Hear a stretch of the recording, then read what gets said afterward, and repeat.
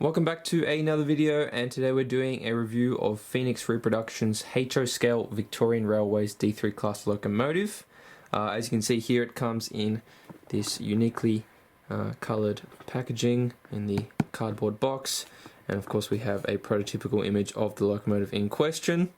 Otherwise we just have the branding, and then a note down here that this is engineered by SDS Models, which is a popular Australian manufacturer, if you know, of course Australian models.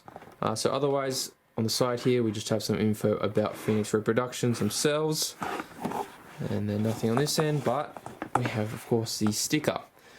So as you can see, this one we have in the Canadian red, numbered 639B, and this one comes with the generator on the footplate, plate cow catcher with staff exchanger, and of course is DCC with the ESU sound full throttle.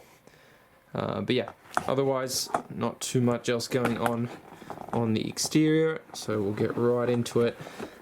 Easily slips off, and straight away we have an exploded parts diagram of the D3 class locomotive, and then on the other side a bit more about the locomotive, more parts, and how to obviously in this case remove tender parts, keep alive, which this locomotive does come with, and some more information. So pretty standard there. Otherwise, remove the foam here, and right away in two separate clamshell packagings we have both the engine and the tender here. I believe there are some accessories here, and it appears to be an extra bogie or truck, sorry. A bit hard to see there, but there you go, you got an extra to install if you so wish. And I believe that is it in terms of the accessories. So I'll go right ahead, take them out of the packaging, and we'll take a closer look. So as you can see now, we have the D3 class locomotive here on the turntable. As you saw before, it comes separately packaged. But to join them up, there is a pin or pins that will connect into the tender's socket there, and that way it will operate. But yeah, first impressions of the locomotive, it is a very small locomotive in comparison to other models that you'll see in HO scale, but overall, detail wise and paint wise, everything looks pretty spot on. The paint, especially in this Canadian red, it's very vibrant. Very consistent across both the tender and the engine. Details wise, we've got a few separately applied pieces, not too much going on other than some railings and piping, and your general molded detail, of course, such as your rivets. As of note, that this engine is, I believe, die cast for both the chassis and the shell, but the tender is plastic for both of those aspects. But looking at the rear here, we have a knucklehead coupler, which is also at the front of the engine. Again, you'll see number D3 class 639. This livery is red with some brown accents around the edges, which you may be able to see here. And then the trucks, of course, have the electrical pickups, bit of undercarriage detail there. Very, very light tender, obviously being plastic, that is what you would expect. But yeah, overall looks pretty good. Not too much to speak on, outside of a very brief overview, but yeah, fake coal load on top as well.